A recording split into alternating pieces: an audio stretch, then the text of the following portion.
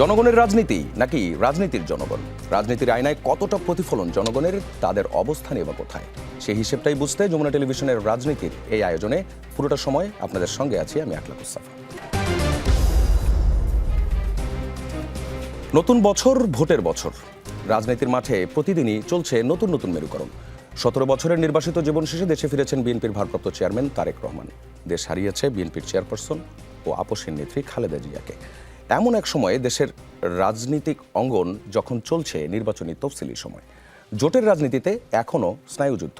বেগম খালেদা জিয়াকে হারানোর বেদনা নিয়েই ভোটের প্রস্তুতি বিএনপি নেতৃত্বাধীন জোটের। জামায়াত জোটের আসন সমঝোতা নিয়ে এখনও কিছুটা অস্পষ্টতা।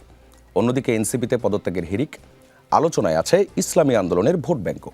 গণসংহতি আন্দোলনের মতো দলগুলো রাষ্ট্র সংস্কার আর ক্ষমতার অংশীদারিত্ব, এই দুইয়ের ভারসাম্য কিভাবে রক্ষা করবে?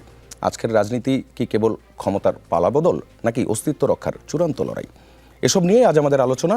সঙ্গে আছেন আমার হাতের ডান দিকে অ্যাডভোকেট হুমায়রা নূর, যুগ্ম সদস্য সচিব, জাতীয় নাগরিক পার্টি এনসিপি। আমার হাতের বায়ে আছেন আবুল হাসান রুবেল, নির্বাহী সমন্বয়কারী, গণসংহতি আন্দোলন।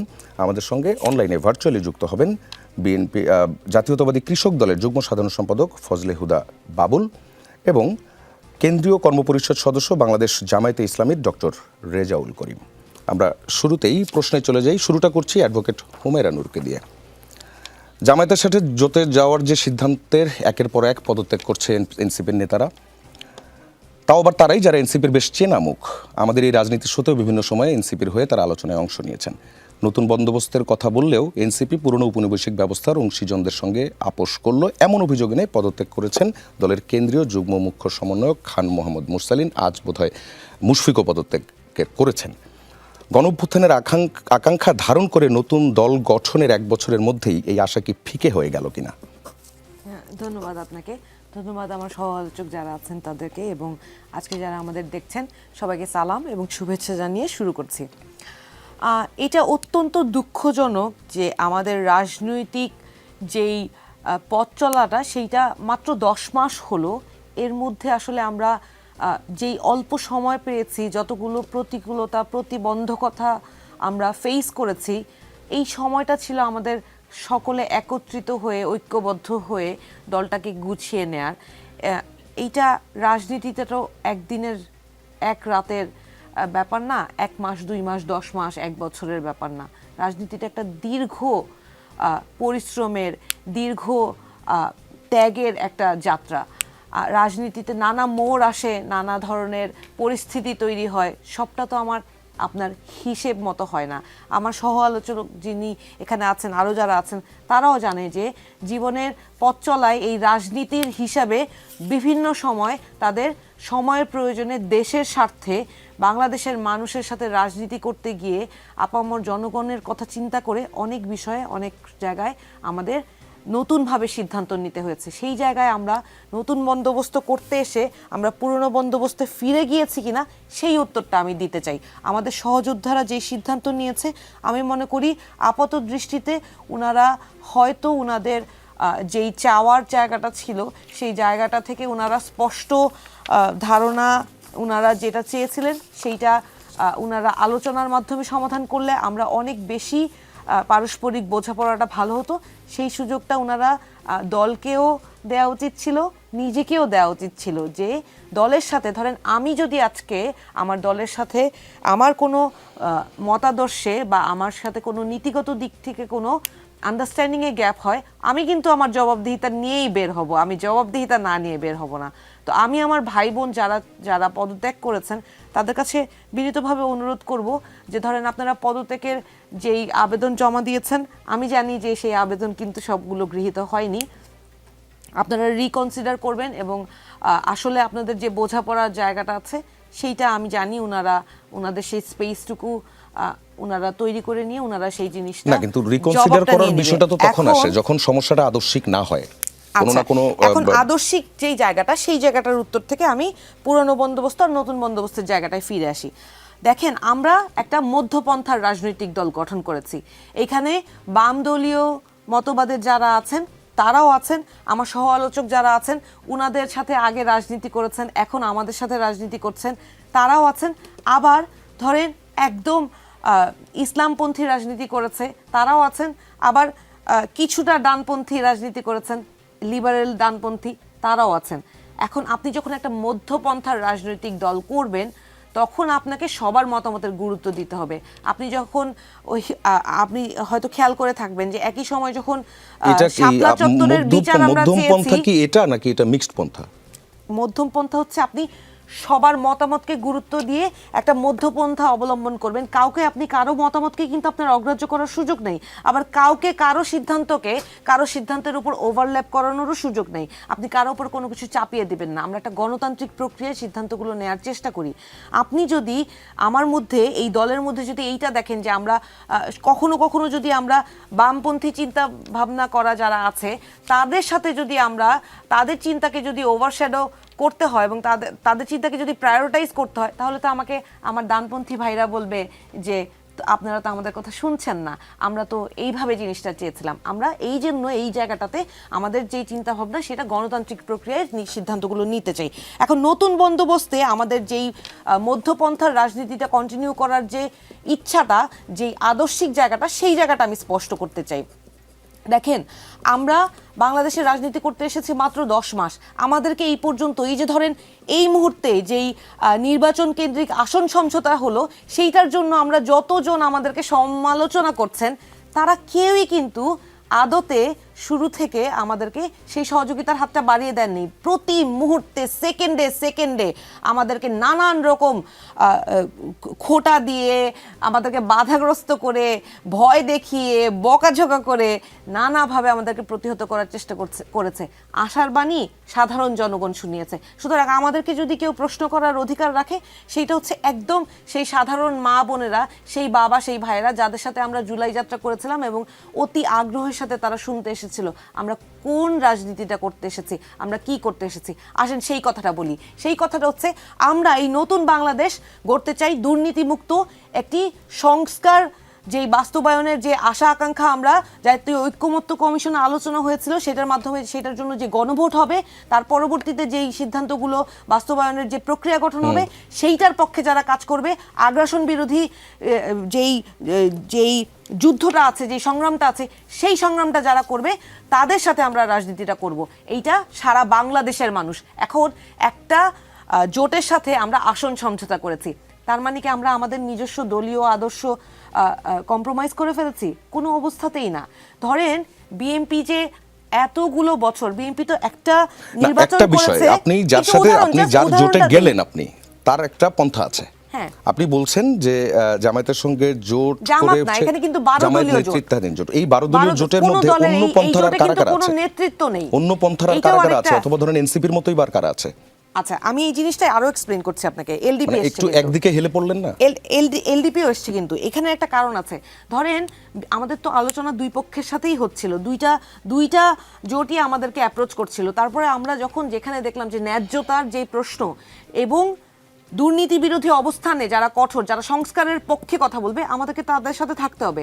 এখন আপনি যদি বলেন হেলে পড়লেন, আপনি একটা শক্তিকে আপনি যদি এককভাবে এম্পাওয়ার করতে থাকেন তাহলে তো আর অন্য কোনো মতবাদের জায়গা থাকে না। আর আপনি এদেরকে এককভাবে ইসলামিক বলে ট্যাগ করাটাও তো মানে ঠিক না। ধরেন যে বলছে জামাত নেতৃত্বাধীন জোট, এইটার কারণটা কি? এখানে তো 12টা দল আছে, প্রত্যেকটা দলের আলাদা মতবাদ আছে। যখন 4 দলীয় জোট নির্বাচন করে, তারপর তো 2008-এর নির্বাচনের পরে বিএনপি আর জামাতের তো একসাথে ঘর করার কথা ছিল না, বলেন তো?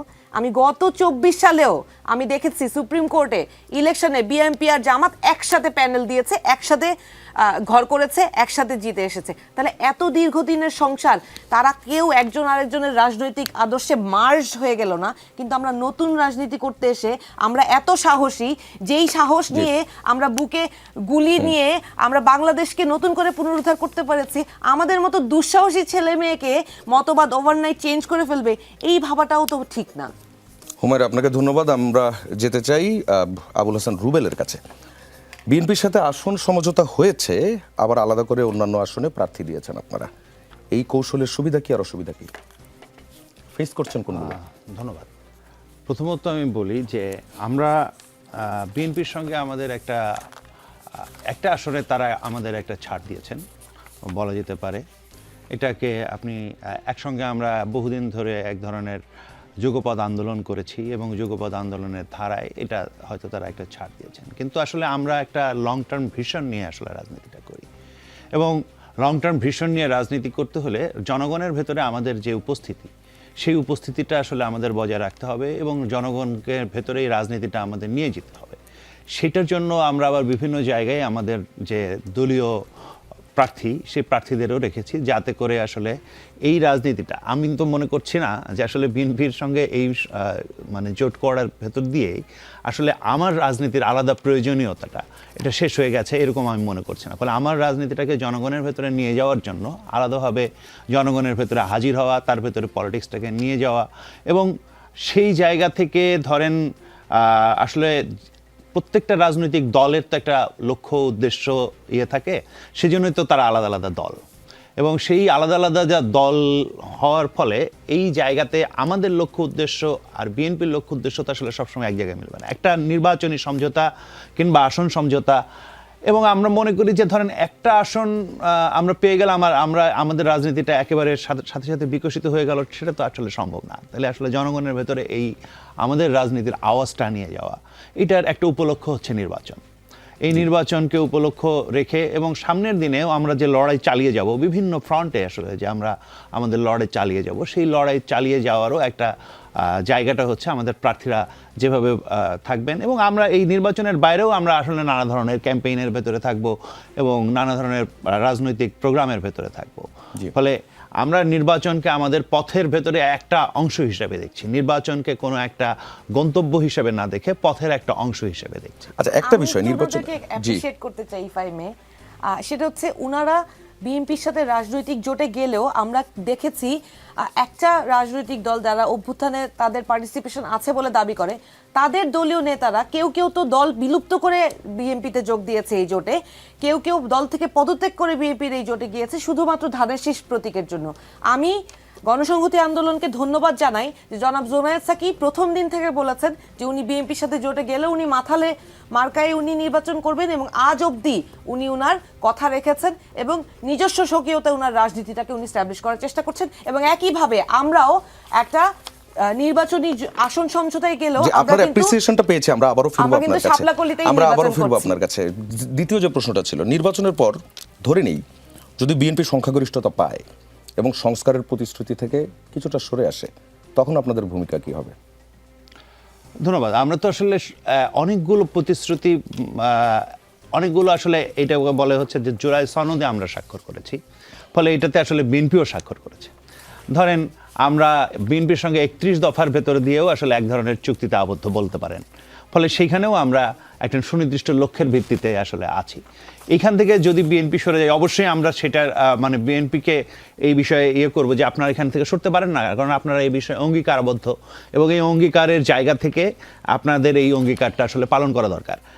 তবে এই ক্ষেত্রে একটা জিনিস আমি বলি যে ধরেন আমাদের এখানে যে গণভোটের প্রক্রিয়া যেভাবে প্রশ্ন সাজানো হয়েছে, সেটা নিয়ে কিন্তু আমরা প্রথম থেকেই বলছিলাম যে এটা কিন্তু আসলে আসবো একটু পরে, হ্যাঁ, মানে ওই প্রশ্ন সাজানোর ধরনটা নিয়ে আমি বলছি যে প্রশ্ন সাজানোর ধরনের ভেতরে এটা আছে যে এটার ভেতরে ক্লারিটি নাই প্রথমত। 2 নম্বরে যেটা আছে যে সেটা হচ্ছে যে ধরেন আমরা যখন সাধারণভাবে ঐক্য কমিশনে আলোচনা করেছিলাম, তখন একটা আলোচনা এসেছিল যে যারা নোট অফ ডিসেন্ট আছে যে সমস্ত বিষয়ে, তারা নোট অফ ডিসেন্ট জনগণের রায়ে আসলে নির্বাচিত হলে নোট অফ ডিসেন্ট তারা প্র্যাকটিস করতে পারবেন। এই সুযোগটার ক্ষেত্রে এই আদেশের যে ধরন, সেটা কিন্তু এক ধরনের বাধা তৈরি করেছে। আমি ব্যক্তিগতভাবে আমাদের দল থেকে আমরা সকলেই ধরেন জোনায়েদ সাকি অনেকবার বলেছেন, এই আমরা ঐক্য কমিশনেও এটা বলেছি যে আসলে আমাদের যে অ্যাগ্রিড পজিশন, মানে সবার ঐক্যমত্য যেটা, সেইটার বাইরে গিয়ে যদি আমরা কিছু চাপিয়ে দিতে চাই, তাহলে আসলে কিন্তু এইটা কখনোই আসলে বাস্তবায়িত হওয়ার জায়গাটা কমে যায়। বরং সংস্কার বেশি করার আকাঙ্ক্ষা থেকে যেটা হয় যে সংস্কারটা পরিপূর্ণভাবে না হওয়ারও আরেকটা পথ তৈরি হয়। এই জায়গা থেকে আসলে আমাদের সবসময় ছিল যে একটা জাতীয় ঐক্যের ভিত্তিতেই সংস্কার হওয়া দরকার, সংস্কার কোথাও কাউকে চাপিয়ে দেওয়া যাবে না। এবং এটা প্রধান উপদেষ্টাও বারবার বলেছেন, কিন্তু আদেশটা যেভাবে হয়েছে সেটা পরিপূর্ণভাবে সেটা মেনেছে এটা বলা যাবে না। ফলে আপনাকে ধন্যবাদ। আমরা ডক্টর রেজাউল করিমের কাছে যেতে চাই। কেন্দ্রীয় কর্মপরিষদ সদস্য, বাংলাদেশ জামায়াতে ইসলামী। আপনার কাছে প্রশ্ন, জামায়াতে ইসলামীর আমির ডাক্তার শফিকুর রহমানের সাথে ভারতীয় কূটনীতিকের বৈঠক যেটা হয়েছে আরও আগে, এতদিন কেন প্রকাশ করলো না জামায়াতে ইসলামী এই বৈঠকের বিষয়ে? জি, বিসমিল্লাহির রহমানির রহিম।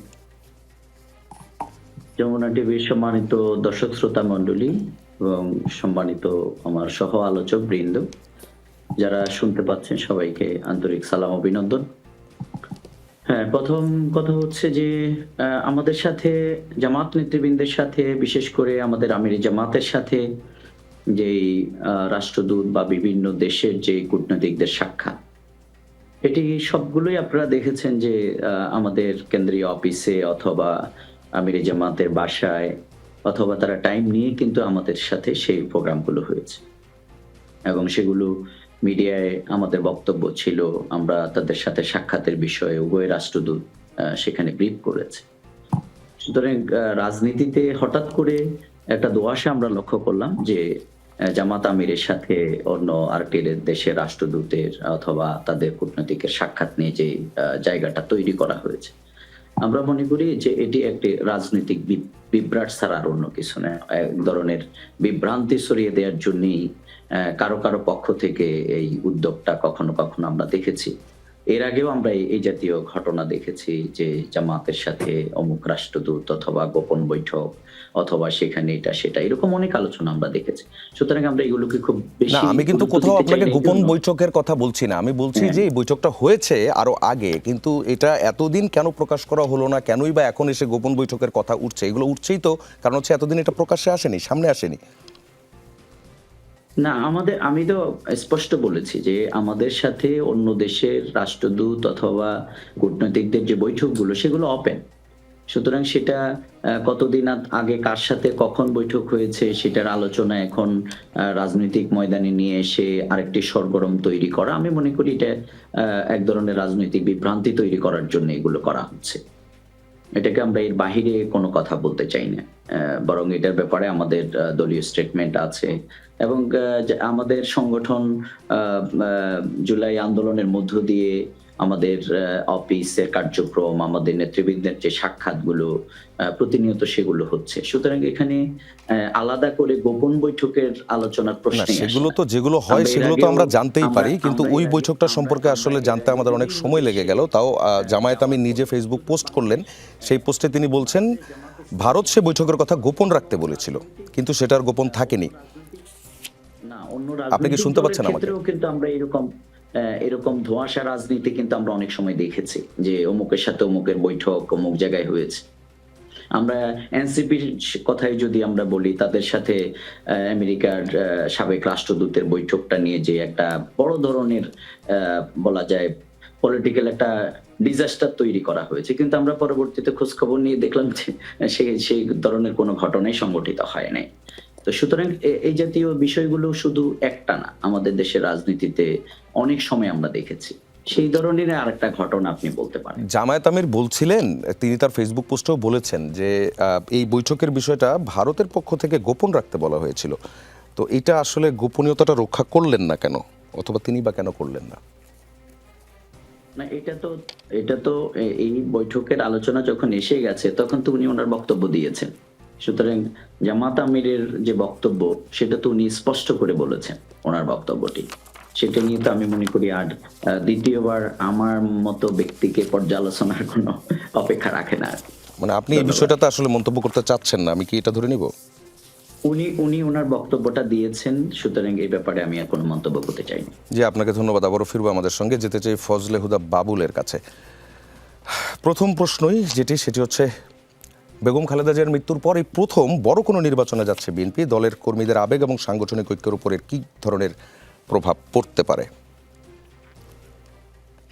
ধন্যবাদ। আপনি জানেন রাষ্ট্রীয় শোক চলছে 3 দিনের, আজকে তৃতীয় দিন। ম্যাডাম খালেদা জিয়া গণতন্ত্রের জন্য আজীবন লড়াই করেছেন। স্বাধীনতা সংগ্রামে তার লড়াই, শিশুদেরকে নিয়ে দীর্ঘ যুদ্ধকালীন সময়ে কারাগারে, সন্তানকে হারিয়েছেন, তার স্বামীর স্মৃতিবিজড়িত বাড়ি হারিয়েছেন। গণতন্ত্র পুনরুদ্ধারে দুইবার উনি তার ভূমিকা এবং নেতৃত্ব আপোষণীয়তা উনি দেখিয়েছেন। আল্লাহ যেন ম্যাডাম খালেদা জিয়াকে বেহেস্তবাসী করেন এবং এই দেশকে উনি আধিপত্যবাদের বিরুদ্ধে যেভাবে লড়াই করে গেছেন, এদেশের সকল রাজনীতিবিদ, সকল মানুষ যেন ম্যাডাম খালেদা জিয়ার রেখে যাওয়া আদর্শ, সেটা হচ্ছে সবার আগে বাংলাদেশের স্বার্থ কিভাবে দেখতে হয়, সেটা উনি শিখিয়ে গেছেন। আমাদের যেন সেই পথ ধরেই আমরা আগামীতে এগোতে পারি। তারপরেও নতুন বর্ষে আমরা যেন গণতান্ত্রিক চেতনায় বাংলাদেশ যেন যারা আমরা জুলাই আন্দোলন সহ গত 17 বছর যারা রাজপথে ছিলাম, যারা জীবন দিয়েছে, রক্ত দিয়েছে এবং গণতন্ত্র পুনরুদ্ধার হয়েছে, দীর্ঘ দিন পরে আগামী 12ই ফেব্রুয়ারি নির্বাচন হতে যাচ্ছে। গণতন্ত্রের প্রথম ধাপ যেটি, সেটির সম্মুখে আমরা এমন সময় এই নতুন বর্ষ আমাদের উদ্দীপনা জাগাবে এবং সাহস যোগাবে। ম্যাডাম খালেদা জিয়ার আপোষহীনতা আমাদেরকে আগামী দিনের পাথেয় হবে। এটাই আমার সবার কাছে নতুন বর্ষের বার্তা। সেই সাথে আজকের যে বিষয় আপনারা নির্ধারণ করেছেন সেটা হচ্ছে বছর শুরুর রাজনীতি, ভোটের হিসাব, জোটের হিসাব। অ্যাডভোকেট হুমায়রা নূরের কথা শুনলাম, আমার প্রিয় ভাই ডক্টর রেজাউলের কথা শুনলাম, আমাদের গণসংহতির বড় ভাইয়ের কথা শুনলাম। রাজনীতিতে কথা থাকবে, তর্ক থাকবে, বিতর্ক থাকবে, মত থাকবে, দ্বিমত থাকবে এবং বহুমত থাকবে। এটাই বাংলাদেশের রাজনীতি এবং বাংলাদেশ জাতীয়তাবাদী দল বিএনপির এটা অন্যতম আদর্শ এবং আমি সকলকে সেজন্য স্বাগত জানাই। সব বিএনপিকে অ্যাজ ইউজুয়াল আমাদের প্রিয় হুমায়রা নূর না ছুঁয়ে পারেন না, আজকেও ছুঁয়েছেন এবং সেটিও ভালো লেগেছে। উনি ওই নতুন বন্দোবস্তের কথা আবারও বলেছেন, নতুন রাজনীতির কথা বলেছেন। উনি বললেন যে বিএনপির সাথে জামাতের জোট ছিল, বিএনপির সাথে জামাতের জোট ছিল, এটা তো অস্বীকার করবো, এটা তো প্রকাশ্য, এটা তো ইতিহাস, তাই না? কিন্তু আপনারা তো নতুন বন্দোবস্ত করতে চান, আপনারা কেন পুরাতন পথে যাবেন? এটা উত্তরটা আপনি দিয়ে যাবেন। রেজাউল ভাই একটা কথা বললেন যে জামাতের আমির কত মিটিং করেন। হ্যাঁ, অফকোর্স আমাদের বিভিন্ন রাজনৈতিক দল বিভিন্ন দেশের সাথে বিভিন্ন সময় বিভিন্ন মিটিং করেন। যেমন আমাদের জাতীয় পার্টির চেয়ারম্যান GM কাদের সাহেবও ভারতে যে মিটিং করে এসেছেন এবং বিমানবন্দরে উনি যথারীতি বলেছিলেন যে ভারতে কি মিটিং করেছি এটা ভারত বলতে নিষেধ করে দিয়েছে। তো ভারত বিষয়টা বাংলাদেশে সবসময় সেন্সিটিভ এবং আধিপত্যবাদের বিরুদ্ধে কেউ যদি লড়াই করেন, তিনি ছিলেন ম্যাডাম খালেদা জিয়া, সোচ্চার ছিলেন এবং অগ্রগামী ছিলেন, চোখে চোখ রেখে কথা বলেছেন। আপনি সেই পাটের অ্যান্টিডাম্পিং শুল্ক বলেন কিংবা তিস্তার পানি বলেন, বর্ডার বলেন, সব জায়গায় ম্যাডাম সমুচিত জবাবটি দিয়েছেন। এবং ভারতের সাথে জনাব তারেক রহমান কীরকম যুদ্ধ করেছিলেন, কীরকম আপোষহীনতা দেখিয়েছেন, কিন্তু তার মানে এই না যে বাংলাদেশ জাতীয়তাবাদী দল ভারত বিরোধী। বাংলাদেশ জাতীয়তাবাদী দল বাংলাদেশের স্বার্থে, যেখানে যার সাথে যে নেগোসিয়েশন, যে জবাব দেওয়া, সেটা বাংলাদেশের জনগণের পক্ষে আমরা সবসময় দিতে প্রস্তুত। সেটা ভারত বলেন, পাকিস্তান বলেন, নেপাল বলেন, মায়ানমার বলেন। আপনি জানেন এখন এই যে রোহিঙ্গা সমস্যা আমাদের কত বড় সমস্যা। শহীদ প্রেসিডেন্ট জিয়াউর রহমান কিন্তু সেই সময় উনি বলেছিলেন জাতিসংঘে যে হয় আপনারা রোহিঙ্গা নিয়ে যাওয়ার ব্যবস্থা করেন, না হলে আমি রোহিঙ্গাদের প্রত্যেকের হাতে অস্ত্র দিব, আমরা আরাকান দখল করব। অল্প দিনের মধ্যেই বাংলাদেশ থেকে রোহিঙ্গারা চলে গেছে। কিন্তু এই যে দূরদর্শী রাজনৈতিক চিন্তা, এটা বিএনপির আছে আমি মনে করি এবং জনাব তারেক রহমান সেক্ষেত্রে আরো অগ্রগামী হবে বলে আমরা বিশ্বাস করি। কারণ তার যে কথা, তার যে বক্তব্য, তার যে প্ল্যান, উনি বলেছেন আই হ্যাভ এ প্ল্যান, তো আমি বিশ্বাস করি বাংলাদেশটা আগে মাথা উঁচু করে দাঁড়াবে। এবং সবচেয়ে বড় কথা হচ্ছে আমরা সবাই কিন্তু জুলাই যোদ্ধা, এবং সেখানে আমাদের সবার অবদান আছে। রাজনৈতিক নেতৃবৃন্দের যেরকম আছে, সকল রাজনৈতিক দলের যেরকম আছে, এবং যুগপৎ আন্দোলনে যারা একসাথে আমরা রাস্তায় ছিলাম তাদের যেরকম আছে, সাধারণ মানুষের ওই রকম আছে, ছাত্রদের ওই রকম আছে, বেসরকারি বিশ্ববিদ্যালয়েরও সেরকম আছে, বিশ্ববিদ্যালয়ের শিক্ষকদেরও আছে, সাংবাদিকদেরও আছে। এখানে সকলের প্রচেষ্টায় একটা আমরা জুলাই পেয়েছি, এবং এই জুলাইকে সমুন্নত রাখতে গেলে আমাদের একটা সুন্দর গণতান্ত্রিক লেভেল প্লেইং একটা ভোটের আয়োজন, সে আয়োজনের দিকে আমরা এখন এগিয়ে গেছি। এই বিষয়গুলো নিয়ে আরো কথা হবে ফজলে হুদা বাবুল আপনার সঙ্গে। আপনারা চারজনই থাকবেন আমাদের সঙ্গে। এই পর্বের শুরুতে আবারও যাচ্ছি ডক্টর রেজাউল করিমের কাছে। চাঁপাইনবাবগঞ্জ 3 আসনের সাবেক সংসদ সদস্য এবং জামায়াতে ইসলামের কেন্দ্রীয় কমিটির সদস্য লতিফুর রহমান ঘোষণা দিয়েছেন আওয়ামী লীগ থেকে জামায়াতে যোগ দিলে তারা সব দায়িত্ব নেবেন। গত মঙ্গলবার বিকেলে চাঁপাইনবাবগঞ্জ সদর উপজেলার ফাটাপাড়া মদন মোড় এলাকায় এক উঠান বৈঠকে তিনি এই কথা বলেছেন। এই কাজ জামায়াত ছাড়া অন্য কেউ করলে আপনাদের অবস্থান কি হতো? ধন্যবাদ। প্রথম কথা হচ্ছে, আসলে আমি আজকে প্রথমেই রাজনীতিতে, বিশেষ করে আজকের টক শোতে খুব জটিল আলোচনায় যেতে চাই না, যেহেতু আমাদের রাষ্ট্রীয় শোক চলছে। আসলে রাজনীতিতে আমাদের সাবেক প্রধানমন্ত্রী বেগম খালেদা জিয়া আপসের নেত্রী, এবং আধিপত্যবাদের বিরুদ্ধে যার আজন্ম লড়াই ছিল, ফ্যাসিবাদের বিরুদ্ধে যিনি আমাদের লড়াইয়ের অন্যতম একটি প্রেরণা, এবং দেশের মাটিতে লড়াই করেই তিনি এখানেই জীবন দিয়েছেন, এবং যার উপরে সবচেয়ে অমানবিক জুলুম নির্যাতন যিনি পরিচালনা করেছেন তিনি এখন দেশ থেকে বিতাড়িত।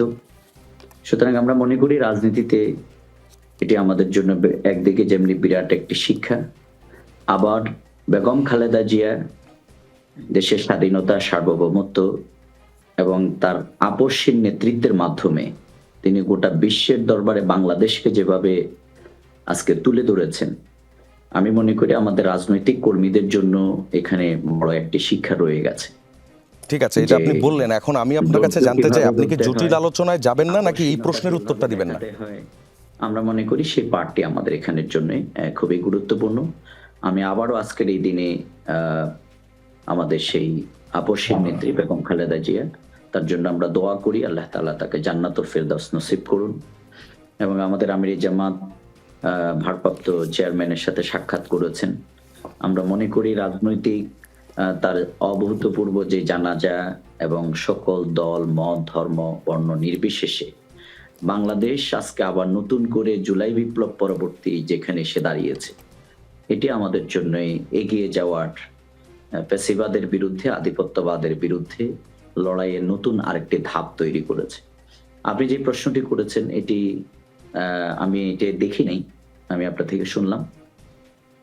না, আমরা যারা আমাদের উপরে এই নির্যাতন করেছে, অর্থাৎ যারা ফ্যাসিবাদী কর্মকাণ্ড পরিচালনা করেছে, যারা আমাদের নেতৃবৃন্দকে অন্যায়ভাবে হত্যা করেছে, আমাদের গণতন্ত্র হরণ করেছে, দেশের মিলিয়ন মিলিয়ন টাকা লুণ্ঠন করেছে, দুর্নীতি সন্ত্রাসের মাধ্যমে গোটা বাংলাদেশকে একটি অভয়ারণ্য কারাগারে পরিণত করেছে, সেই যারা এই অপকর্মের সাথে সম্পৃক্ত তাদের সাথে কোনো আপোষ নেই। সুতরাং এটা কে বললো, কি বললো, it doesn't matter in fact. আমরা মনে করি আমরা আইন তার নিজস্ব গতিতে চলবে, এবং আপনি দেখেছেন আমাদের শীর্ষ নেতৃবৃন্দকে হত্যা করা হয়েছে, আমাদের অফিসগুলো, আমাদের নির্যাতন। তো আপনাদের নেতারা যখন ভোটের মাঠে এই কথাগুলো বলে তখন কি তারা এই বিষয়গুলো মাথায় রাখেন না? আইন হাতে আপনি যা বলছেন, কিন্তু আমরা আপোষকামিতার রাজনীতিতে বিশ্বাসী নই। এটি যদি লতিফুর রহমান সাহেবের বক্তব্য আমি দেখিনি, উনি যদি এটা বলে থাকেন ওনার ব্যক্তিগত বক্তব্য, এবং অবশ্যই দলীয়ভাবে আমার বিশ্বাস ওনাকে জিজ্ঞাসাবাদের আওতায় আসতে হবে উনি কেন এই বক্তব্য রেখেছেন। আপনার কাছে অনুরোধ, আপনি ওনার বক্তব্যটা একটু দেখে নেবেন। অন্য কোনো এক অনুষ্ঠানে এই বিষয়ে আবার আমি হয়তো আপনার কাছে এই বিষয়টি জানতে চাইতে পারি। আমরা যেতে চাই জাতীয়তাবাদী কৃষক দলের যুগ্ম সাধারণ সম্পাদক ফজলে হুদা বাবুলের কাছে। সেটি হচ্ছে ঠিক যেই প্রশ্নটি নিয়ে আমরা আলোচনা করছিলাম কিছুক্ষণ আগেও, জামায়াতকে যে প্রশ্নটি করেছি, এমন কিছু খবর কিন্তু বিএনপির ব্যাপারেও ভোটের মাঠে বিশেষ করে তৃণমূলের বিভিন্ন আসনে আসনে এই বিষয়গুলো উঠে আসে। আওয়ামী লীগের যারা ভোটার তাদেরকে কোনোভাবে টানার জন্য চেষ্টা করা হয়। এই গতিতে অথবা এই দৌড়ে এগিয়ে কে, বিএনপি না জামায়াত? বিএনপি আসলে কোনো কারোর সাথে দৌড় বা রেসে বিশ্বাস করে না। আসলে বিএনপির রাজনীতির ধারা হচ্ছে গণতান্ত্রিক ধারা। বিএনপি সবার কাছে ভোট চায়। বিএনপি মনে করে বিএনপি তার কর্মপরিকল্পনা দিয়েছে। বিএনপি কৃষকদের জন্য কি করবে, শ্রমিকদের জন্য কি করবে, বিএনপি ছাত্রদের জন্য কি করবে, শিক্ষা প্রতিষ্ঠানে কি করবে, ইমাম সাহেবদের জন্য কি করবে, পুরোহিতদের জন্য কি করবে, বিএনপি যুবকদের জন্য, তরুণদের জন্য কি করবে, বিএনপি ছোট ছোট শিশুদের জন্য স্কুলে কি করবে, বিএনপি স্বাস্থ্যক্ষেত্রে কি করবে, সবকিছু কর্ম পরিকল্পনা বিএনপি দিয়েছে। তার বেসিসে মানুষ ভোট দিবে। এখন আওয়ামী লীগের যদি কোনো ভোটার বিএনপিকে ভোট দেয়, বিএনপি যেহেতু ওখানে লাঠি নিয়ে খাড়ায় থাকবে না যে তুমি আওয়ামীপন্থী, তুমি আমাকে ভোট দিও না। এইটা একটা কথা। দ্বিতীয় কথা হচ্ছে যে দেখুন, চিত্র কিন্তু আমি জানি না কোন জায়গায় কি রকম। আমার এখানকার চিত্রটা সম্পূর্ণ উল্টো। এই যে অপারেশন ডেভিন হার্ট 2 আওয়ামী লীগের যেসব লোককে ধরা হচ্ছে, এদেরকে পিসিতে টাকা দেয়া, থানায় যে তদবির করে সারানো, এগুলো শুধু মানে এটা সোশ্যাল মিডিয়ার কথা না, এটা মেন মিডিয়ার কথা কিন্তু আমি বলছি। আপনারা জানেন যে বিএনপিকে অনেকভাবে অনেক কথা বলা হয়েছে। যেটা এখন বললেন রেজাউল ভাইয়ের ওই কথাটা আমি ক্লিয়ার না, উনি কার কথা বললেন যে তিনি এখন দেশ থেকে বিতাড়িত। দেশ থেকে বেগম খালেদা যে বিতাড়িত না, উনি আল্লাহর ডাকে সাড়া দিয়ে উনি চলে গেছেন। সরি না, তিনি শেখ হাসিনার কথা বলেছেন। আমি বলছি শেখ হাসিনা যিনি বেগম খালেদা জির উপরে নির্যাতন করেছেন। সরি, মিসকোট করবেন না প্লিজ। জি জি জি, না আমি এটা তো অ্যাকসেপ্ট করি। আপনার সাথে আগেও আমি টক শো করেছি এবং না না, আমি শেখ হাসিনার কথা বলেছি। হ্যাঁ, নামটা বাবুল ভাই, বলা আপনি হয়নি, কন্টিনিউ সরি। করবেন প্লিজ। Thank you. তো যেটা বলছি সেটা হচ্ছে যে আওয়ামী লীগের ভোটাররা দেখুন, যারা আওয়ামী লীগের চিহ্নিত সন্ত্রাসী তাদেরকে কিন্তু আমরা ছেড়ে দিয়েছি। আমরা কিন্তু জামাত কিন্তু এটা নিয়ে কথা বলে না, কিন্তু যে আমরা 626 জনকে কি করলাম, আমরা কিভাবে তাদের বর্ডার পার হলো, এবং এটা এনসিপিরও কিন্তু কনসার্ন আমি দেখি না।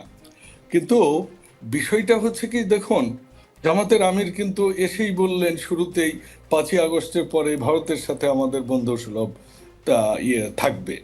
তারপর এই ভারতের মিটিংয়ের কথা উনি বললেন যে মিটিং হতেই পারে, কিন্তু এটা গোপন রাখা, এটা নিয়ে কোনো প্রেস রিলিজ কোনো কিছু আসেনি। বিএনপির সবকিছু প্রকাশ্য। বিএনপি কোনো দেশের বিরুদ্ধে না, কিন্তু বিএনপি কিন্তু ভারত বিরুদ্ধে না, ভারত বিরোধী রাজনীতি বিএনপি করে না। বিএনপি করে বাংলাদেশের পক্ষের রাজনীতি, যে বাংলাদেশের সাধারণ জনগণের পক্ষে যেটা কাজ করবে সেটা নিয়ে বিএনপি কথা বলে। যদি ভারত যদি কোনো ভালো কাজ করে, বিষয়টা কিছুটা মুক্তবাজার অর্থনীতির মতো। আপনি একটা শার্ট কিনবেন, এই শার্টের প্রাইসটা যদি ভারতের একটা প্রতিষ্ঠানের বেটার প্রাইসের মানে চিপার প্রাইস বাট বেটার কোয়ালিটি দেয়, আপনি তো সেটা নেবেন। এটা ফারাক্কাবাদের কথা তো মনে করে রাখবেন না, কারণ এখন আমরা গ্লোবাল মানে বিশ্বের বাসিন্দা। কিন্তু আবার যদি ওই 25শে রাতের কথা মনে করে পাকিস্তানের একটা ভালো জিনিস আপনি পান, একটা দুবাই মার্কেটে যেয়ে আপনি এটা কিনবেন না, এটা তো ঠিক না। এটা কিন্তু গণতান্ত্রিক আচরণ না। আমরা ভারতের সাথে গণতান্ত্রিক সম্পর্কে আমাদের থাকতে হবে। আমাদের 95% আমাদের বর্ডার তাদের সাথে, কিন্তু আমাদের বর্ডারে মানুষ মারবে, আমরা প্রতিবাদ করব না, তা হবে না। আমাদের ন্যায্য পানি দিবে না, তা হবে না। আমাদের সংস্কৃতি নিয়ে এটা কিন্তু আমরা এক্সপেক্ট করি যে এনসিপি বা জামায়াত বিশেষ করে যারা নিজেদেরকে ইসলামী রাজনীতি মনে করে, এখানে ভারতের বিভিন্ন চ্যানেলে অপসংস্কৃতি প্রচার করা হয়। এটাকে কিন্তু বন্ধ করবার এমন কোনো আমরা এজেন্ডা তাদের কাছে আমরা দেখিনি। এখন বলতে পারেন যে বিএনপিও তো করে না। বিএনপি তো সবার, বিএনপি বাউলেরও, বিএনপি রবীন্দ্রসঙ্গীতেরও, বিএনপি নজরুল সঙ্গীতেরও। বিএনপি হচ্ছে এমন একটা দল, ডানের বামে বামের ডানে, আমরা সবার সাথে, এবং আমরা বাংলাদেশিদের সাথে। যার বাংলাদেশি কার্ড আছে, এনআইডি কার্ড আছে, তার জন্য তার মত তার চিন্তা ভাবনাই কিন্তু আমাদের চিন্তা আচ্ছা বাবুল ভাই, একটা এর বিষয় বাইরে- জানতে চাই। আমাদের এনসিপি নেত্রী তিনি কিছুক্ষণ আগে বললেন যে তারা মধ্যমপন্থী রাজনীতিটা করছেন। বিএনপি, আপনিও বলছেন আপনি মধ্যমপন্থী রাজনীতিটা করছেন, কিন্তু আমি তো আপনাদের মধ্যে অনেক ফারাক দেখি। মধ্যমপন্থী রাজনীতিটা কি আসলে? মধ্যমপন্থী রাজনীতিটা আমি যেটা বললাম আপনাকে, সেটা হচ্ছে বাংলাদেশের রাজনীতি। যে বাংলাদেশের রাজনীতিটা হচ্ছে যে বাংলাদেশের জনগণ যেটা চায়, বাংলাদেশের জনগণের জন্য যেটা কল্যাণকর, বাংলাদেশের স্বাধীনতা সার্বভৌমত্ব রক্ষার জন্য যেটা পররাষ্ট্র নীতি, সেই নীতিটাই হচ্ছে মধ্যম নীতি। এবং আমরা মুসলমানদের নিয়েও আমরা রাজনীতি করি না, ধর্ম নিয়েও করি না, আবার আমরা আস্তিক, আমরা নাস্তিকও না। আমাদের কথা হচ্ছে ধর্ম যার যার, বাংলাদেশটা সবার। আমার নিরাপত্তা বিধান আমার সবার জন্য সমান থাকবে। এমন না যে আমি পুলিশ দিয়ে, আমি আর্মি দিয়ে, বিডিআর দিয়ে আমি আমার হিন্দু সম্প্রদায়ের ভাইদের জন্য আমি পূজা উদযাপনের ব্যবস্থা করব। আর মুসলমানরা প্রকাশ্যে সুন্দর করে ঈদের নামাজ পড়বে, সেখানে কোনো পুলিশ গার্ড থাকবে না। সমাজটা আমরা ওই রকম সমাজের একটা স্বপ্ন দেখি, এবং এটাই কিন্তু মধ্যপন্থা। আপনি, আমি ভারতের পক্ষেও না, জি, বিরুদ্ধেও না, ভারতের সাথে ফজলুল meeting হক বাবুল, আমি আপনার উত্তরটা পেয়েছি। আমি একটু হুমায়ুনুরের কাছে যেতে চাই। বেশ কিছু প্রশ্ন আছে আপনার কাছে, সংক্ষেপে করবেন, পুরোটা কভার করতে পারবো তাহলে। আচ্ছা, বাবুল ভাই খুব ভালো বিতার্কি, সুযোগ পেলেই আমাদেরকে একদম নানানভাবে কটু কথা বলতে, খোঁচা দিতে ছাড়েন না। উনি আমাকে প্রথমে একটা প্রশ্ন করেছেন, সেটা হচ্ছে যে আমরা জামাতের সাথে নির্বাচনী জোটে গিয়েছি, এটা তাহলে পুরনো পথে হাঁটা, আমরা নতুন বন্দোবস্তের তাহলে কি করলাম? নতুন বন্দোবস্ত মানে হচ্ছে আমরা বাংলাদেশটাকে নতুনভাবে গড়ে তুলবো, দুর্নীতি মুক্তভাবে গড়ে তুলবো। যারা চাঁদাবাজিকে মনে করে একটা লেজিটিমেট কাজ এবং এইটাকে বন্ধ করার জন্য কোনো প্রমিস বাংলাদেশের মানুষের সাথে করতে পারে না, সেই প্রমিস যারা করবে, যারা সংস্কারের ব্যাপারে এই শর্ত সাপেক্ষে সংস্কারের কথা বলবে না, একেবারে সোজা সাপটাভাবে সংস্কার চাবে, যেইখানে কোনো ধরনের রাজনৈতিক দলের হস্তক্ষেপে বাংলাদেশের কোনো প্রশাসনিক কাঠামো, কোনো প্রশাসনের কেউ, কোনো আইন শৃঙ্খলা বাহিনী, বিচার বিভাগ, সেইখানে সরকারি দলের, রাজনৈতিক দলের হস্তক্ষেপ থাকবে না। এই বিষয়ে সংস্কারের কথায় কোনো শর্ত সাপেক্ষে সংস্কার চাবে না। ভারতীয় আগ্রাসন বিরোধী পরাশক্তি, শুধু ভারত না, বাংলাদেশের উপর যে কোনো পরাশক্তির যেই কালো ছায়া আসার চেষ্টা করে, সমস্ত পরাশক্তিকে দমন করার জন্য, এবং পাশাপাশি বাংলাদেশের যেই ভূ রাজনৈতিক যেই বোঝাপড়া, যে বন্ধুত্ব, সেইটাও সুন্দরভাবে মেনটেন করার জন্য যে রাজনীতিটা করার যে আন্ডারস্ট্যান্ডিংটা যাদের থাকবে, তাদের সাথে আমাদের রাজনীতি হবে। এখন রাজনীতির এটা হচ্ছে আমাদের কমিটমেন্ট, এইটা হচ্ছে নতুন প্রমিস। আমরা কোনো অবস্থাতে এগুলোর সাথে কম্প্রোমাইজ করব না। আপনি যেটা বলছিলেন যে এই যে কালচারাল যেই ফ্যাসিজমের কথা আপনি বলছিলেন, শব্দটা হাদি ভাই বলে গিয়েছে। এই যে ভারতীয় সিনেমা, ভারতীয় চ্যানেল, ভারতীয় নাটক আমাদের দেশে দেখানো হয়, সেইটার বিরুদ্ধে আমরা কথা বলি নাই, এই কথাটা ঠিক না। আমরা অনেক জায়গায় কথা বলেছি, রেফারেন্সগুলো ভবিষ্যতে যে কোনো শোতে আমি নিয়ে আসবো, আপনাকে অবশ্যই দেখাবো। আমাদের যুদ্ধটা হাদি ভাইয়ের যুদ্ধটাকে কন্টিনিউ করে নিয়ে যাওয়ার, এবং এই প্রত্যেকটা জায়গায় জায়গায় আমরা কড়া নাড়বো। ক্ষমতায় যাওয়ার আগে এই আমরা যেই যুদ্ধে মাঠে নেমেছি, সেই যুদ্ধটা আমরা অবশ্যই করে যাব। আপনি যেই প্রশ্নটা করেছেন যে পুরনো পথে হাঁটছি কিনা, যেই পথটা আমরা বেছে নিয়েছি সেটা সংগ্রামের পথ। পুরনো পথ মানে কি? রাজনীতির হিসেব নিকেশ আপনারা করলে একরকম হয়, আমরা করলে তখন আপনারা আমাদেরকে অন্য হিসাব দেন। কালকে পর্যন্ত যার সাথে সংসার করেছেন, আজকে পর্যন্ত আওয়ামী লীগের বৈধতা দেওয়ার জন্য নানান কথা বলছেন, সেইটা অন্য সবার জন্য লেজিটিমেট, শুধু আমাদের জন্য এটা খারাপ।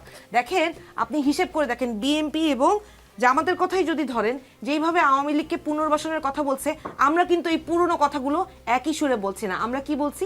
আমরা বলছি যে একটা ট্রুথ এন্ড রিকনসিলিয়েশন কমিশন করার কথা ছিল। লতিফ সাহেবের কথাটা কি আপনি শুনেছেন? আপনি জানেন? অবশ্যই শুনেছি, সেই কথাটাই আমি বলছি যে ধরেন উনি যেই কথাটা বলেছেন, কথাটা তো এইভাবে বলার কথা ছিল না। ডেইলি স্টারের যে প্রোগ্রামটা হলো, যেখানে নাহিদ ইসলাম উপস্থিত ছিলেন, উনি কিন্তু আওয়ামী লীগের বিষয়টা উল্লেখ করেছেন। উনি বলেছেন যে ট্রুথ অ্যান্ড রিকনসিলিয়েশন কমিশন করার কথা ছিল, ছিল না? আপনি তো ঐক্যমত্য কমিশনে ছিলেন, বলেন তো হয়েছে কি? সেই কমিশনের কার্যক্রম কেন স্থগিত হয়ে গেল? সেই জবাবটা নেন না কেন? আজকে যারা বাংলাদেশে আওয়ামী লীগ আগে করতো, সবাইকে এই হত্যাযজ্ঞের সাথে জড়িত ছিল? যারা জড়িত ছিল না, তাদেরকে কি সবাইকে বাংলাদেশ থেকে শেখ হাসিনা নিয়ে যাবে? যারা বাংলাদেশে আছে, যারা কোনো অন্যায় অপরাধের সাথে জড়িত না, তারা কি বাংলাদেশের নাগরিক না? তাদের পুনর্বাসনের কি ব্যবস্থা? এই মানুষগুলো যারা অন্যায়কে কোনোদিন সমর্থন করে নাই, যারা সাপোর্ট করে নাই, তাদের তো রিকনসিলিয়েশন হইতে হবে। উঠান বৈঠকে লতিফ সাহেব যেটা বলেছেন, আপনি কি তাহলে সেটাকে সাপোর্ট করছেন? না, আমি সেটার কথা বলছি না। উনি যেভাবে বলছে যে উনি দায় নিবে, দায়িত্ব নিবে, দ্যাটস নট দ্য প্রসেস।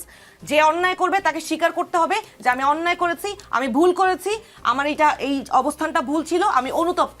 আগে আপনি যদি একটা মানুষ যে আওয়ামী লীগকে সমর্থন করেছে, তার যদি বিবেক থাকে, সে আগে এটা নিজের সাথে রিয়েলাইজেশন করতে হবে। ধরেন আমি একটা মানুষ, আমি দুর্নীতি করব কি করব না, সেটা সারা দুনিয়ার মানুষ কি বললো তাতে আবার কিচ্ছু আসে যায় না। আমি চিন্তা করি রাতে আমি আয়নায় আমার চেহারাটা নিজে যখন দাঁড়াই, আমি আমার সাথে নিজের কাছে নিজে জবাব দিতে পারি কিনা, আমার খোদার কাছে জবাব দিতে পারি না, কিনা। কিন্তু যাদেরকে নিয়ে বলছেন তারা তো আসলে অনুশোচনা করেই না, বরঞ্চ তারা অন্য কোনো স্বপ্নে বিভোর আছে। এটা তো দুঃখজনক, কিন্তু ওইটার সুযোগটা তৈরি করে দিতে হবে। আপনি যদি স্পেস না দেন, আমরা সবসময় একটু সময় বিদ্রোহটাই হতে সংক্ষেপের থাকবে। দিকে আছে, আমরা একটু রুবেল ভাইয়ের কাছে যেতে চাই। রুবেল ভাই, খুব সংক্ষেপে আমি জিজ্ঞেস করি, আপনার ফ্যামিলি মেম্বার অথবা সেখানে সদস্য কতজন, তাদের মধ্যে বিশেষ করে আপনার সাপোর্টিং স্টাফ যারা, তারা এই গণভোটের ব্যাপারটা সম্পর্কে কতটুকু জানে?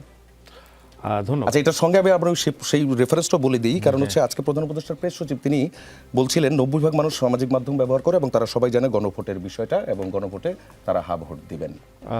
ধন্যবাদ। প্রথমত আমি বলি একটা হার্ড ফ্যাক্ট, বাংলাদেশে এখন পর্যন্ত মোবাইল ইন্টারনেট ইউজার হচ্ছে 50%। তাহলে 90% মানুষ সোশ্যাল মিডিয়া ব্যবহার করার কোনো সুযোগ আসলে নাই। হার্ড ফ্যাক্ট হচ্ছে যে 50% আসলে ইন্টারনেটের বাইরে। যারা ইন্টারনেটের ভেতরে আছে তাদের ভেতরে একটা বড় অংশ হয়তো সোশ্যাল মিডিয়া ব্যবহার করতে পারে। তার মানে হচ্ছে এটা 40%-এর বেশি যাওয়া খুব কঠিন আর কি, যারা সোশ্যাল মিডিয়া ব্যবহার করে। ফলে সোশ্যাল মিডিয়ার কল্যাণে সবাই জেনে যাবে। আর সোশ্যাল মিডিয়া সারাক্ষণ গণভোট নিয়ে কথা হচ্ছে, এটা তো আসলে মোটেই ঠিক না। সোশ্যাল মিডিয়ায় হাজার হাজার বিষয় নিয়ে কথা হচ্ছে এবং এটাকে আসলে বলা হয় যে আসলে এই সোশ্যাল মিডিয়ার একটা আছে যে এটাকে বলে হচ্ছে অ্যালগোরিদম আর কি। আপনি যা দেখতে পছন্দ করেন, আপনার চারপাশের লোকজন যা বলে, সেটাই আপনার কাছে বারবার ফিরে ফিরে আসে এবং তখন আপনার মনে হয় যে সবাই বোধহয় এটাই ভাবছে, এটাই চিন্তা করছে। এটাকে বলা হচ্ছে ইকো চেম্বার ইফেক্ট। আমার ধারণা উনি ইকো চেম্বার ইফেক্টের ভেতরে পড়ে গেছেন এবং সোশ্যাল মিডিয়ার ভেতরে আসলে যে ইকো চেম্বার ইফেক্টে ওনার আক্রান্ত হয়েছেন। এবং আসলে গণভোটের প্রশ্নটা আমি বিভিন্ন জায়গায়, আমি বোধহয় যমুনা টিভির টকশোতেই বলেছিলাম যে আমি নির্বাচনী প্রচার করার আগে আসলে গণভোটের প্রচার করতে চাই এবং আমরা এটা নির্বাচন কমিশনকেও আহ্বান জানাবো যে এই যে এর ভেতরে প্রার্থীরা যারা আসলে এখন নির্বাচনী প্রচার করতে পারছেন না এই 22 জানুয়ারি পর্যন্ত, তারা গণভোটের প্রচার করুক। সরকারি গাড়ি বিভিন্ন জায়গায় গিয়ে দাঁড়িয়ে থাকছে, তার কোনো ধরনের কোনো আসলে ভিজিবিলিটি নাই, জনগণের কাছে কোনো আবেদন নাই, জনগণ আসলে জানে না। এবং এই গণভোটের পুরো প্রক্রিয়াটা নিয়ে যখন আপনি ভাবেন, তাহলে দেখবেন যে 4টা প্রশ্ন 4 ধরনের জিনিস আছে, সেখানে একটা উত্তর দিতে হচ্ছে। এটি তো লোকজন বুঝতে পারছে না যে এটা কিভাবে আসলে 4টা প্রশ্নের একটা উত্তর হয়। ফলে এই প্রক্রিয়াটা যথেষ্ট জটিল। তাহলে এইটা আপনাকে বুঝাইতে হবে কোনটাতে সে হ্যাঁ দিবে না দিবে, তার সিদ্ধান্ত নেওয়ার জন্য তাকে স্কোপ দিতে হবে। আমরা মনে করছি কোনো একটা জাদুই চেরাগের ভেতর দিয়ে জনগণ সব জেনে যাবে, ব্যাপারটা তো এরকম না। আমরা এতদিন ধরে দায়িত্বটা তো সরকারের ছিল। হ্যাঁ, সরকারের। কিন্তু তারা তো মনে করছেন এটা হয়ে গেছে। সরকার একটা করে গাড়ি পাঠাচ্ছে। আমি আপনাকে বলি, সরকার যেই পয়সা খরচ করে তাদের গাড়ি কেনার জন্য যেই টাকা অ্যালটমেন্ট করেছে, সেই টাকাটা যদি এই বাংলাদেশে এই যে ধরেন তফসিল ঘোষণা হওয়ার পর তাদের প্রথম এবং প্রধান কাজ হওয়া উচিত ছিল এই নির্বাচনটা লেভেল প্লেইং ফিল্ড এনশিওর করা, নির্বাচন কমিশনকে সাথে নিয়ে এবং এই যে গণভোটের 4টা প্রশ্নকে অ্যাড করেছে রুবেল ভাইয়ের কাছে ফিরি, সেইটা নিয়ে প্রচারণা করা। আমি বলছি যে ধরেন এই যে সরকার এই প্রচেষ্টাটা নেওয়ার কথা ছিল সেটা নেয় নাই এবং যেটা নিয়েছে খুবই দুর্বল। এটা ফলে জনগণের ভেতরে যায় নাই এবং জনগণের ভেতরে আসলে বিভিন্ন ধরনের আসলে দ্বিধা আছে, কিভাবে আসলে এটা কি করবে, আসলে কি গণভোট জিনিসটা কি হবে। মনে হচ্ছে যে গণভোট জিনিসটা আগের মতো গণভোট কিনা, কারণ আগেও বাংলাদেশে গণভোট হয়েছে, সেখানে একটা প্রশ্নে হ্যাঁ বা না উত্তর দিয়েছে মানুষ। ফলে আলাদা ব্যালট পেপার থাকবে, হ্যাঁ 2 রঙের হবে, এই কথা বলা ছাড়া আসলে তেমন কিছু আসলে নির্বাচন কমিশনও করেনি, সরকারও করেনি। এর প্রশ্নগুলোকে কখনো ব্যাখ্যা করা হয় নাই জনগণের কাছে, ফলে জনগণ মতামত দেওয়ার জন্য উপযুক্ত হয়। যেখানে সমস্ত রাজনৈতিক দলের প্রেসিডেন্ট, সেক্রেটারি, অমুক তমুক এরা গিয়ে আসলে এই যে ঐক্যমত কমিশনে একসাথে বসে একমত হতে পারছেন না, সেখানে আপনি এবং অনেক দলের আমি এটা দেখেছি তো যে আসলে ওইখানে পুরো বিষয়টা বোঝার ক্ষেত্রে তাদের অনেক সময় লাগছে, এটা স্বাভাবিক, কারণ স্টেটের সমস্ত বিষয় সম্পর্কে একজন জেনে তারপরে তো আসলে ওখানে আসেন না, ফলে এটা বুঝতে সময় লাগছে। সেখানে জনগণকে আপনি এরকম একটা জিনিস দিয়ে দিচ্ছেন কোনো ধরনের ব্যাখ্যা বিশ্লেষণ ছাড়া। আমরা প্রথমে বলেছিলাম যে রেডিও টিভিতে নিয়মিতভাবে ইয়ে করতে হবে, পত্রিকায় দিতে হবে এবং জনগণের কাছে নিয়মিতভাবে প্রচার করাটা নির্বাচন কমিশন এবং সরকারের কাজ হবে। এই জায়গাগুলো যদি তারা না করতে পারেন তাহলে আসলে গণভোট অর্থহীন। জি জি, আপনাকে ধন্যবাদ। অ্যাকচুয়ালি আপনাদের সবাইকেই ধন্যবাদ আমাদের আজকের এই আলোচনায় জয়েন করার জন্য। দর্শক, রাজনীতির শেষ বলে কিছু নেই, তাই চলতেই থাকবে। দেখা হবে ঠিক আগামী রোববার একই সময়ে যমুনা টেলিভিশনের পর্দায়। ভালো থাকবেন, সুস্থ থাকবেন আর যমুনা টেলিভিশনের সঙ্গেই থাকবেন।